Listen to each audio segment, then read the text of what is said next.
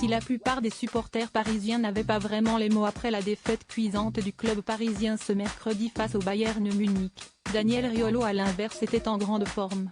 Il faut dire que les fans du club de la capitale commencent à avoir l'habitude des désillusions en Ligue des Champions, qui s'accumulent depuis l'arrivée des investisseurs qataris à la tête du club. Si parfois les matchs ont viré à la catastrophe face au club espagnol notamment, le 8 mars dernier, s'y estie un véritable sentiment d'impuissance qui a accompagné la performance du Paris Saint-Germain.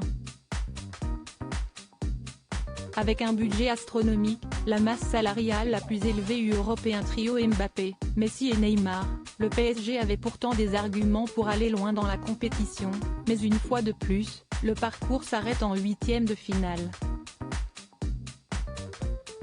Un constat terrible et qui a vivement fait réagir Daniel Riolo à l'antenne de RMC quelques minutes après la défaite. Silsen est violemment pris à Christophe Galtier, traitant notamment l'entraîneur parisien de pompe.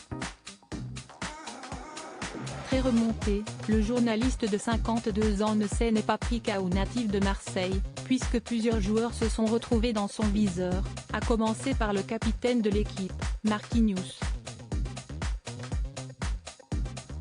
Siesti terminé, il flippe le gars. Le Brésilien de 28 ans est au club depuis 10 ans et avec les années, il a hérité du brassard de capitaine, mais pour le match face au Bayern Munich, il a pris le risque de démarrer le match en étant blessé. Un pari perdu puisqu'il a dû sortir au bout de 30 minutes, mais visiblement, pour le compagnon de Géraldine Maillet, le principal problème du défenseur parisien se situe plutôt dans la tête.